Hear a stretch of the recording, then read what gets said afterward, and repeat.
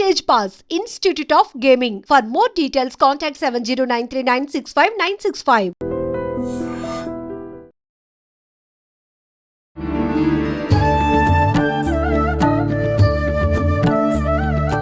నమస్కారం, welcome to I dream. ధర్మ మార్గం విత్ విజిత కార్యక్రమానికి స్వాగతం. ప్రస్తుతం మనతో పాటు ఉన్నారు ఆధ్యాత్మిక గురువులు, ప్రణవ పీఠాధిపతులు, త్రిభాషా మహా సహస్ర అవధాని డాక్టర్ శ్రీ వద్దిపర్తి పద్మాకర్ గారు. ఇప్పుడు గురువుగారితో మాట్లాడి మరిన్ని విషయాలు తెలుసుకుందాం. మనకున్న సందేహాలన్నింటినీ కూడా నివృత్తి చేసుకునే ప్రయత్నం చేద్దాం. నమస్కారం గురుగారు.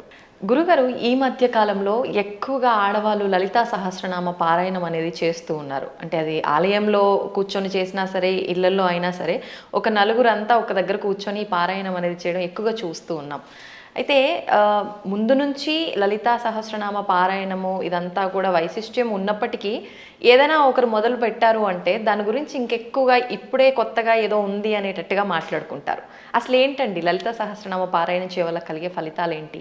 సృష్టౌ యా సర్గరూప జగదవన విధౌ పాలినీ యా చ రౌద్రీ సంహారే చాపి యస్యా జగదిదమఖిలం క్రీడనం యా పరాఖ్య పశ్యంతి మధ్యమాథో తదను భగవతీ వైఖరీ వర్ణరూప సాస్మద్వాచం ప్రసన్నా విధి హరిగిరిశారాధితాలంకరోతు. త్రిమూర్తుల చేత కూడా ఆరాధింపబడి అమ్మవారికి నమస్కారం చేసుకుందాం. నిజానికి అమ్మవారి ఉపాసన ఇవాళది ఎప్పటిదీ కాదు, ఎన్నో యుగములుగా వస్తూనే ఉన్నది. పార్వతీమాతని ఎంతో భక్తి శ్రద్ధలతో ఆరాధించినట్టుగా శ్రీరామచంద్రుడు పురాణాల్లో ఉంది. రామాయణంలో కూడా విశ్వామిత్రుడితోటి ప్రయాణం చేస్తున్న రామలక్ష్మణులు దారిలో కుమారస్వామి కథ, గంగావతరణ కథ, పార్వతీ పరమేశ్వరుల కథ ఇవన్నీ శ్రద్ధగా విన్నారా లేదా? అప్పుడు కూడా రామచంద్రుడు పార్వతీదేవిని ఎంతో భక్తితో మనస్సులో ఉపాసించిన వాడే. కాకపోతే ఈ కలియుగంలో ఉన్న మానవుల లక్ష్యం ఏంటంటే కొత్తగా ఒకళ్ళు పారాయణ చేస్తే అదే పారాయణ చేయటం వల్ల ఇదేదో కొత్తగా వచ్చింది అన్నట్టుగా దాన్ని ప్రచారం చేస్తున్నారు. కానీ దానికి ఈ సమస్తోప కార్యక్రమాలు కూడా, ఈ ఉపాసనా కార్యక్రమాలన్నీ కూడా ఎప్పుడూ యుగయుగాలుగా ఉన్నాయి. ఇప్పుడు నేను చదివిన శ్లోకం దేవీ భాగవతంలో ఆది మంత్ర శ్లోకం కాబట్టి దేవీ భాగవతం వేదవ్యాసుని చేత రచింపబడింది. దేవీ భాగవతం భాగవతం రెండూ కలిస్తేనే భాగవతం. అది పాండిత్యం ఉన్న వాళ్ళకి తెలుస్తుంది, సంస్కృతం మీద పట్టున్న వాళ్ళకి తెలుస్తుంది. ఇతరుల యొక్క వ్యాఖ్యానాలు చదువుకుని వాళ్ళ శ్లోకాల తాత్పర్యాలు తెలుసుకునే వాళ్ళకి మాత్రం తెలియదు అనుకోండి. అందులో ఈ లలితా సహస్రనామం యుగ యుగాల చరిత్ర కలిగినది. మహానుభావులు ఎంతోమంది ఉపాసించారు. అమ్మవారి గురించిన ఉపాసన మహాభారతంలో ఆదిపర్వంలో కనపడుతుంది, సభాపర్వంలో కనపడుతుంది, అరణ్యపర్వంలో కనపడుతుంది, ఇంకా విరాట పర్వంలో చెప్పేకర్లా. ఇప్పుడు ఈ లలితా సహస్రనామంలో ఉన్న నామములను గుదిగురిచ్చి ఒక స్తోత్రంగా ధర్మరాజు చేశాడు.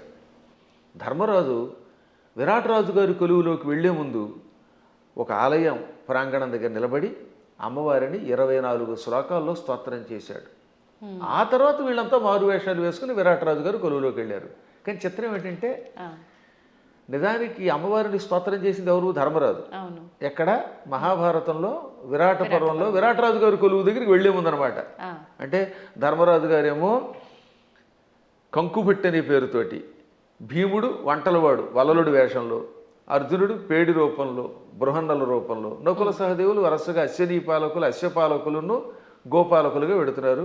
ద్రౌపదీదేవి మానిని అనే పేరుతోటి వెడుతోంది, మాలినిగా, ఇది సైరంధ్రిగా. విరాట పర్వాన్ని నర్తనశాలగా సినిమా తీశారు. అందులో ఏం చేశారనమాట, ధర్మరాజు గారు అమ్మవారిని స్తోత్రం చేస్తే ద్రౌపది స్తోత్రం చేసినట్టుగా జననీ శివకామిని అని పాట పెట్టారు.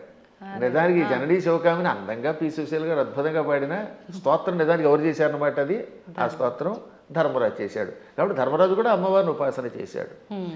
ఇక ఆ తరువాత మరికొద్ది సేపట్లో భగవద్గీత ప్రారంభం అవుతుందనగా అర్జునుడు అమ్మవారిని 14 శ్లోకాల్లో స్తోత్రం చేశాడు. నమస్తే సిద్ధశానాని ఆర్యే మందరవాసిని కుమారి కాళి కాపాలి కపిలే కృష్ణ పింగళే భద్రకాళి నమస్తుభ్యం మహాకాళి నమోస్తుతే చండి చండే నమస్తుభ్యం తారిణి వరవర్ణిని అంటూ 14 శ్లోకములతో అమ్మవారిని స్తోత్రం చేశాడు. ఆ స్తోత్రాల్లో ఉన్న నామాలన్నీ లలితా సహస్రనామంలోవే. వాటిని ఇంకొక రకంగా గుదిగుచ్చి ఈయన స్తోత్రం చేశాడు. కాబట్టి వీళ్ళు అమ్మవారిని ఉపాసించారు. కాబట్టి అమ్మవారిని ఉపాసించటం అర్జునుడు చేశాడు కృష్ణుడి సలహా మీద, ధర్మరాజు గారు చేశారు.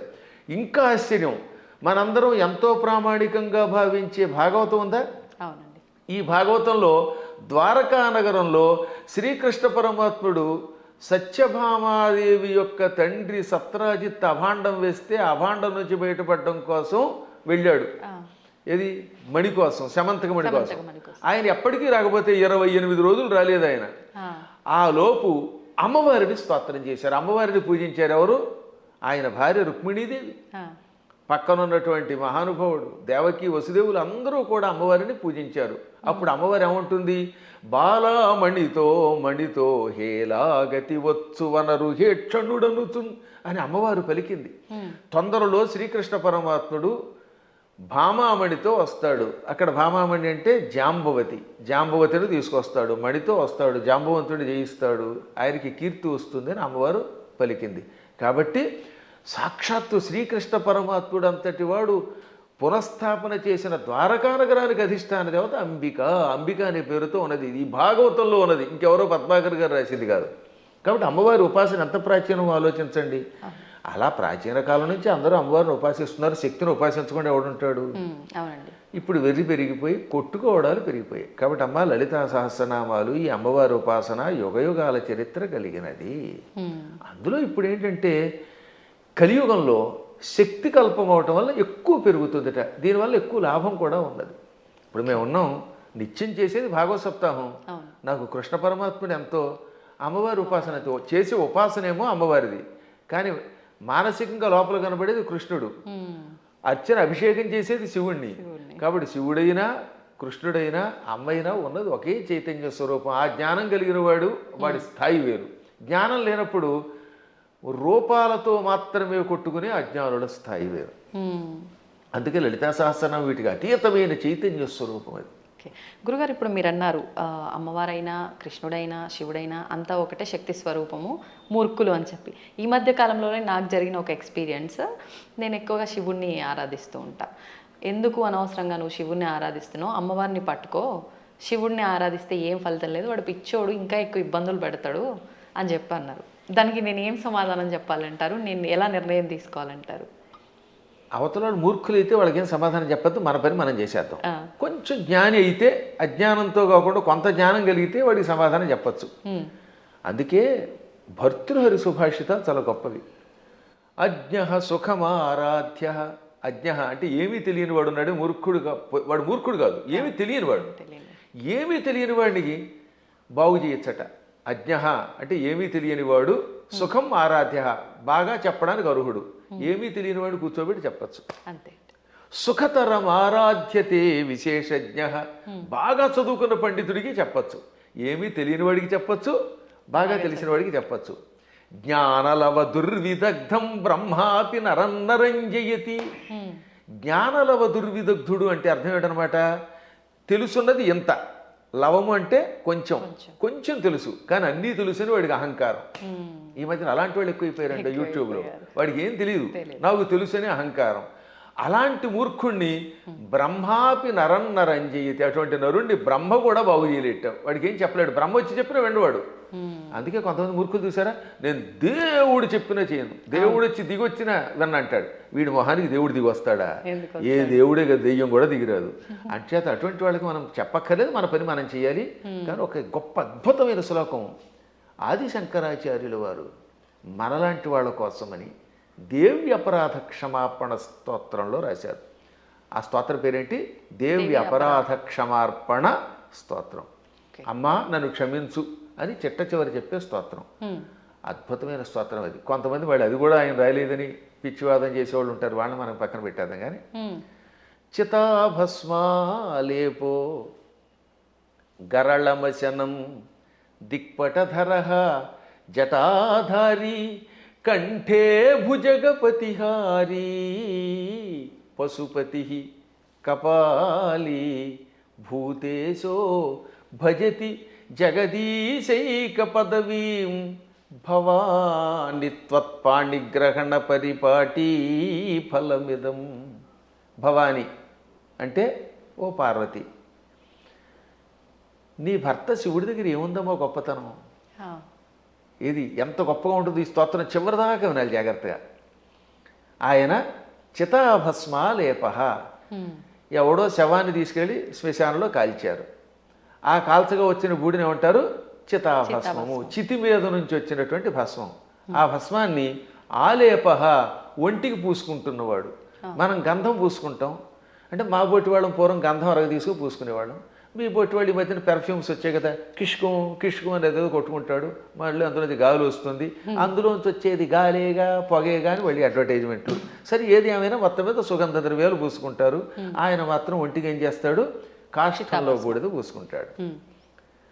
పోని ఆహారం ఇడ్లీలో చపాతీలో బూరిలో గారెలో దధ్వజనో తిండు గరళ వశనం, విషమే ఆహారంగా స్వీకరించాడు. ఇంకా మంచి బట్టలు కట్టుకుంటున్నాడా? కనీసం పద్మాకర్ గారైనా అంతో ఎంతో మంచి లాల్చీ వేశారు. కానీ ఆయన దిక్కులే వస్త్రం. దిక్కు అంటే తూర్పు మొదలుకు అన్ని దిక్కులు. పటము అంటే వస్త్రం. దిక్పటధర అంటే దిక్కులను వస్త్రముగా ధరించేవాడు. అదే దిగంబరుడు అంటే. దిక్కు అంబరహ దిగంబరహ. అంబరం అంటే వస్త్రం. దిక్కులు వస్త్రంగా ధరించేటంటే అర్థం ఏమిటమ్మా? ఇప్పుడు ఉదాహరణకి ఈ గదే పద్మాకర్ గారికి బట్ట అంటే ఇంక వేరే వస్త్రం వేసుకోలేదు. అది దిక్కులు వస్త్రంగా ధరించేటంటే ఏ బట్టలు లేకుండా ఉన్నాడు. అక్కడికి అది అయిపోయింది. ఇక తర్వాత ఏమంటున్నాడైనా? జటాధారి, చక్కగా క్రాఫ్ దువ్వుకోడు, కర్లింగులు లేవు, కటింగులు లేవు, జడలు అట్ల కట్టేసి ఉంటాయి. ఆ అట్టలు కట్టిన జడల్ని ధరిస్తున్నాడు. మెడలో బంగారపు గొలుసు ఒక్కటి కూడా లేదు. భుజగపతిహారి, బుస్సుమని మీదకి వచ్చే కాటురాజు గారిని మెడలో వేసుకున్నాడు ఆయన. పావుని గొలుసుగా వేసుకున్నాడు. పశుపతి, ఇంకా ఆయన ఎవరికి అధిపతి? పశువులకు అధిపతి. చేతిలో చూస్తే ఏ కంచమో ఆకో పుచ్చుకుని వాళ్ళంతా బఫేని పెడుతున్నారుగా. ఆయన స్వామివారు ఏం చేస్తారట? కపాలం ధరిస్తాడు. భిక్షాపాత్రగా చేతిలో పుర్రిని ధరించాడు, బ్రహ్మ కపాలాన్ని. భూతేశ, భూతాలకు అధిపతి. ఇవన్నీ అవలక్షణాలు పైకి కనపడ్డం. కానీ ఇన్ని అవలక్షణాలున్నా జగదీశైక పదవీం భజతి అంటే సమస్త లోకాలకి ఈశ్వరుడు అవుతున్నాడు. జగదీశ్వరుడు అనగా సమస్త లోకాలకి అధిపతి, చక్రవర్తి. అన్ని లోకాలని పరిపాలించడానికి కావలసిన అర్హతలు వచ్చేసి ఆయనకి. లోకాలన్నిటినీ పరిపాలిస్తున్నాడు. కారణం ఏమిటో తెలుసా? భవాని త్వత్పాణిగ్రహణ పరిపాటి ఫలమిదం. నీ పాణిగ్రహణం చేశాడు, నీ చెయ్యి అందుకున్నాడు అంటే నిన్ను పెళ్లి చేసుకున్నాడు. అమ్మ ఆయనలో అన్ని అవలక్షణాలే, అయినా లోకాలను పరిపాలిస్తున్నాడు. కారణం నిన్ను పెళ్లి చేసుకోవడం. ఇదంతా నీ అనుగ్రహం. అంటే ఇందాకే ఒక ఆవిడ చెప్పిందనగా ఏమని? అమ్మవారిని పూజిస్తే లాభం ఆయన దగ్గరే ఉంది అని. ఈ పై శ్లోకం యొక్క తాత్పర్యం ఇలా కనపడుతుంది. అంటే ఇందాక మీరు అన్నట్టు మిడిమిడిగా తెలుసుకొని మాట్లాడే మాట. ఇప్పుడు ఈ శ్లోకంలో ఉన్న అంతరార్థం తెలిస్తే మనకు ఆశ్చర్యం కలుగుతుంది. సామాన్యుడి భాషలో చెప్పాలంటే వాడికి పిచ్చెక్కుతుంది. ఇప్పుడు అమ్మవారిని పార్వతి అనలేదండి. పార్వతి అంటే పర్వతరాజు కూతురు, పుట్టింటి వారి పేరుతో పిలవాల. భవాని అన్నాడు ఆయన. భవాని అంటే అర్థం ఏంటి? భవస్య పత్ని భవాని అంటే శివుడి పెళ్ళామా. దాని అర్థం ఏంటి? మళ్ళీ అక్కడ ఏమంటాడంటే ఆవిడ్ని ఓ శివుడి పెళ్ళామా అన్నాడు. మనకి ఏమనిపిస్తుంది? ఆవిడ పొగిడినట్టు ఏం లేదు. మళ్ళీ వచ్చేసరికి నువ్వు ఎన్ని గొప్ప లక్షణాలు ఉన్నా, నీ వల్ల ఆయనకు గొప్పతనం వచ్చినా నువ్వు శివుడి పెళ్ళానివే. నీ అనేది నీప్ అని ఒకటి ఉంటుంది వ్యాకరణంలో. ఆ నీప్ అనేది కొన్నింటికి చేరితే భార్య అని అర్థం వస్తుంది. ఆ ఏ ఏ పదాలకి? భవ దానికి నీపు చేరితే భవాని, మృడ నీపు చేరితే మృడాని, రుద్ర నీపు చేరితే రుద్రాణి, శర్వ శర్వాణి. వీటికి భార్య అని అర్థం వస్తుంది. అందులో శివాని లేదు. అందుకే శివాని అనే శబ్దం అసాధు. శివాని అని వాడేస్తారు కానీ శివ శబ్దం పక్కన నీపు ఉండదు. భవ, రుద్ర, మృడ, శర్వ ఇది ఆకృతి గణం. వీటికి మాత్రమే చేరితే భవాని, రుద్రాణి, మృడాని, శర్వాణి అవుతాయి. కాబట్టి ఇంత చేసి నువ్వు ఎంత గొప్పదానివైనా, నీ వల్ల ఆయనకి వచ్చినా నువ్వు ఆయన పెళ్ళానివే అని చెప్పడం. ఇంకా పైకి వద్దాం. ఇందాక చెప్పినవి ఈ ప్రపంచంలో ఎవడైనా కాష్టంలో ఉన్న బూడిదను పూసుకుంటాడా? మీకు ఎంతో స్నేహితుడు ఒక ఆయన ఉన్నాడండి, ఎంతో ఇష్టుడు ఒక ఆయన ఉన్నాడు. ఆ గొప్ప వ్యక్తి ఒక ఆయన తాతగారు అంటే చాలా ఇష్టపడతాడు. ఆ తాతగారు పోయారనుకుందాం. ఆ తాత లేకపోతే బతకలేనన్నవాడు ఆ తాతగారి శరీరం కాలిపోయాక ఆ బూడిద పూసుకుంటాడా? అస్సలు ఒక్క శివుడు మాత్రమే తన భక్తులు తనను ఉపాసించాక వాడు నా భక్తుడు, వాడు నాకు ఎంతో ఇష్టుడు అని వాడు చావగానే వాడి శరీరాన్ని శ్మశానంలో కాలిస్తే రారా నాయనా అని వాడి బూడిదని ఒంటికి పూసుకుంటున్నాడు. ఆ బూడిద పూసుకోగానే వాడు శాశ్వతంగా కైలాసానికి వెడుతున్నాడు. అంటే ఆ భక్తుడి మీద ఆయనకి ఎంత ఇష్టం. ఈ ప్రపంచంలో ఇంత ప్రేమగా చూసే దేవుడు ఇంకెవడన్నా ఉన్నాడా? ఒకసారి ఆలోచించండి. భక్తుడి యొక్క కాష్టంలో బూడిదని ఒంటి మీద గంధంలా పూసుకునే ఏకైక కరుణామూర్తి శివుడే. ఆయనకి మాత్రమే శక్తి ఉంది, ఇంకెవడో పూసుకోలేడు. పూసుకుంటే చస్తాడు, బ్యాక్టీరియా వచ్చి చచ్చిపోతాడు ముందు. రెండవది గరళ మశనం. పాలసముద్రం చిలికారు. ఈ పాలసముద్రంలో అమృతం వస్తుంది అనుకుంటే మొట్టమొదటి పుట్టింది విషం. భయంకర కాలకోట విషానికి లోకాలన్నీ కాలి బూడిదైపోయాయి. అందులోంచి పొగొచ్చింది. అందరూ దిక్కులేక శివ రక్షించమని ఆయన దగ్గరికి వెళ్ళారు. ఒక్కడు తాగాడా దాన్ని ఎవడన్నా? ఇంతమంది సోకాళ్ళు దేవతల్లో ఒక్కడైనా దాన్ని తాగి రక్షించాడా? ఒక్క శివుడు మాత్రం పార్వతి కేసు తిరిగి, పార్వతి వీళ్ళు నా పిల్లలు రక్షించమని అడిగారు, తాగేస్తున్నాను అన్నాడు ఆయన. అప్పుడు భార్య తాగమంటుందండి నిజంగాను? ఏ భార్య అయినా సరే, ఏమండి వాళ్ళకి మతి లేకపోతే మీకు మతి లేదా? బాబోయ్ నా మంగళసూత్రం గట్టిగా ఉండాలి, మీరు తాగద్దనాలా, కానీ ఆవిడే ఉంది తాగేయండి. అందుకే పోతన గారు అక్కడ ఒక అద్భుతమైన పద్యం రాశారు భాగవతంలో అష్టమస్కంధంలో. మృంగెడివాడు విభుండని. మింగేవాడు తన భర్తని తెలుసు. ఆ మింగేవాడు తన భర్త అని ఆవిడ తెలియదా? తెలుసు. మృంగెడిదియు గరళమనియు. ఆయన మింగేది గరళం, విషం తప్ప అమృతం కూల్ డ్రింకు కాదని ఆవిడికి తెలుసు. అది తాగితే ఏం జరుగుతుందో కూడా తెలుసు. అది ఇంకోటి ఎవడో తాగితే చచ్చిపోతాడే తెలుసు. అయినా మేలని ప్రజకుల్ మృంగుమనే సర్వమంగళ మంగళ సూత్రంబునెంత మది నమ్మినదో. ఎంత అద్భుతమైన పద్యం. అయినా ఈ సృష్టి అంతా తన పిల్లలు, మా పిల్లలు బాగుండాలి, వాళ్ళ కోసం మేము ఏమైనా పర్వాలేదు అని త్రాగమన్నది. తాగమండవే కాదు, తన మంగళసూత్రాన్ని అంత నమ్మింది. శివుడు నా మెడలో మంగళసూత్రం కట్టాడు, కట్టాక ఆయనకి ఏం అవ్వదు. నా మెడలో ఆయన కట్టిన మంగళసూత్రం ఉండగా ఈ విషయం కూడా ఆయన ఏమీ చేయదనే నమ్మకంతో తాగమన్నదట. అది వాళ్ళ దంపత్య యొక్క బంధం. ఆ దంపతులు ఇద్దరిలో ఎవరు గొప్ప ఎవరు తక్కువ అంటే అది అజ్ఞానం. ఈవిడ వల్ల ఆయన, ఆయన వల్ల ఈవిడ. ఇంతకీ ఎందుకు చెప్తున్నానంటే నేను, అంతటి కాలకోట విషమును టక్కన చేతిలోకి తీసుకుని ఇంత నేరేడు పండు ముద్దగా మార్చి మింగాడు ఆయన. మింగడం కూడా కంఠంలో ఎక్కడ పెట్టుకున్నాడు, సరిగ్గా ఈ కంఠం దగ్గర పెట్టాడు. లోపల లోకాలు ఉన్నాయట, బయట లోకాలు ఉన్నాయి.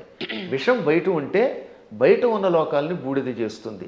కడుపులోకి వెడితే కడుపులో ఉన్న లోకాలు బూడిదైపోతాయి.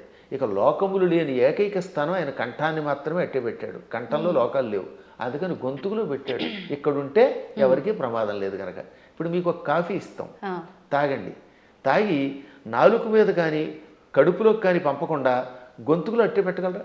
అస్సలు సాధ్యం. గుట్టక వేస్తే టక్కన కిందకి దిగిపోవాల్సిందే, లేదా అతి కష్టమే నోట్లో పెట్టాలి. అది కూడా ఎంతసేపు పెట్టగలం, బయటనే ఉమ్మాలి, అవునా?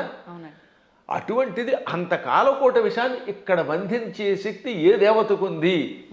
ఒక్క శివుడికి ఉన్నది. అందుకే తెల్లని శివుడి శరీరం కూడా, శివుడు కూడా నాలా అందంగా తెల్లగా ఉండేవాడు. ఈ విషం కంఠంలోకి వెళ్ళాక నీలంగా మారిపోయి శ్రీకంఠుడు గరళకంఠుడు అయ్యాడు. అది ఆయనకు ఒక ఆభరణం అయింది, కీర్తి తెచ్చిపెట్టింది. అందువల్ల గరళ వచనం అంటే అంతటి విషాన్ని ఆహారంగా స్వీకరించి గొంతుకులో పెట్టినవాడు ఆయన తప్ప ఎవడున్నాడమ్మా? ఇంకా ఆకాశాన్ని జుట్టుగా మార్చుకొని అట్లగట్టేలా జడలు పెట్టాడు. ఆకాశంలో ఉన్న మబ్బులు అవన్నీ ఆయనకి కేశములైపోయాయి. వ్యోమకేశుడు ఆయన, అందువల్ల జటాధారి. మెడలో వాసుకి అని పిలువబడే ఒక భయంకర సర్పాన్ని ఎవడు పెట్టుకోగలుగుతాడు? ప్రపంచంలో పాముల్ని భరించే శక్తి ఇద్దరికి ఉంది. ఒక ఆయన పాము మీద పడుకున్నాడు, శ్రీ మహావిష్ణువు ఆదిశేషుడి మీద. ఇంకోటి ఎవడు ఆయన భరించలేడు. ఆ వాసుకినేమో మెడలో ఈయన గొలుసులో వేసుకున్నాడు. అలా విషసర్పమును కూడా ఆభరణంగా ధరించావు. పశుపతి అంటే మనందరం పశువులం. జీవులందరినీ ఏమంటారు? పశువులు. ఇంగ్లీష్లో కూడా man is a social animal అంటారు, గుర్తుపెట్టుకోండి. సంస్కృతంలో కూడా అంతే. పశువులు జంతువునాం నరజన్మ దుర్లభం. ఈ జంతువులలో మానవ జన్మే దుర్లభము. కాబట్టి ఏ లాంగ్వేజ్లో అయినా సరే పశు శబ్దమునకు ప్రాణులు అని అర్థం. ప్రాణులందరినీ పరిపాలించేవాడు ఆయన పశుపతి అంటే. ఇంకా కపాలి, బ్రహ్మ కపాలాన్ని చేత్తో పట్టుకుని బ్రహ్మ యొక్క అహంకారాన్ని అడిచి యావజ్జీవితం చేతిలో పెట్టుకుని అందులో భోజనం పెట్టేవాడు ఎవడు అంటే కపాలి. అంటే ఇన్ని సంపదలున్నా అష్టసిద్ధులున్నా పార్వతి భార్య అయినా భిక్షాపాత్రని చేత ధరించి ఎవడైనా చివరికి భిక్షుకుడే. ఈ ప్రపంచంలో నేను భిక్షుకుడే, నువ్వు భిక్షుకుడివే, ఒకళ్ళొకళ్ళు యాచించుకోవాలి అని చెబుతున్న మహానుభావుడైన ఒక్కడే. ఓకే. ఇంకా భూతేశ, భూతములు అంటే మీరు అనుకున్నట్టుగా హైహాన్ మీదకి వచ్చే భూతాలు కాదు, పంచభూతాలు.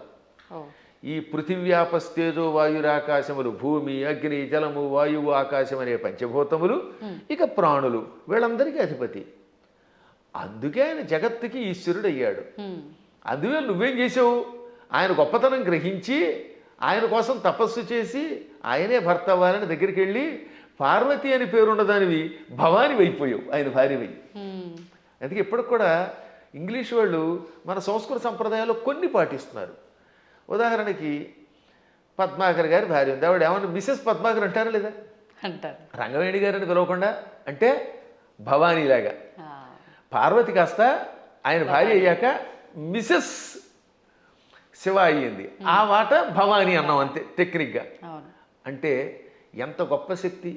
శివుడి భార్యని అనిపించుకోవడానికి ఇష్టపడుతోంది కానీ నేను పార్వతిని ఫలానా వాళ్ళ పుట్టింటి వారి సంబంధమైందా అని అనిపించుకోవడానికి ఆవిడ ఇష్టపడటం లేదు. ఈ లక్షణాలు ఆయనలో గొప్పవి కాబట్టే ఆయనని నువ్వు వరించావు, నీ వల్ల ఆయన పార్వతీ వల్లభుడయ్యాడు. ఈ విధంగా మీ ఇద్దరు గొప్పవారే. ఇంక చివరిగా దిక్పటధరహ అంటే దిక్కులే వస్త్రములంటే మొత్తం ప్రపంచం అంతా వ్యాపించినవాడు. అది వ్యాపిస్తే కదా బట్ట అయ్యేది. మీరు ఆలోచించండి, తూర్పు, పడమర, ఉత్తరం, దక్షిణం, ఆగ్నేయం, నైరుతి, ఈ వాయువ్యం, ఈశాన్యం అని పిలువబడే దిక్కులు పైన కింద ఉన్నవి మనకు బట్ట అవ్వాలంటే మనం అంత శరీరం కలిగిన వాళ్ళు అయ్యి ఉండాలి. ఇప్పుడు నాకు ఈ గది బట్ట అవ్వాలంటే నేను గది అంతా నిండిపోవాలి, అప్పుడే ఈ గదిని నేను బట్టగా ధరించగలను. అవునా? అందువల్ల సర్వవ్యాపకుడు అని అర్థం.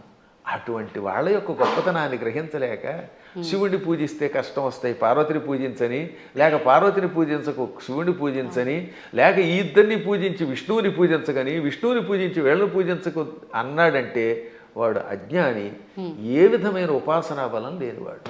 అందువల్ల వీటికి అతీతంగా సర్వవ్యాపకుడైన శివుడు ఆయన ఏకో దేవ, ఏకో దేవ కేశవో వా శివో వా, ఒకడే దేవుడు. నువ్వు శివుడను, కేశవుడను, పార్వతి అను, లేక లక్ష్మి అను, సరస్వతి అను, కుమారస్వామి అను, విఘ్నేశ్వరుడను, ఇన్ని రూపములతో కనపడుతున్న పరమాత్మ ఒక్కడే.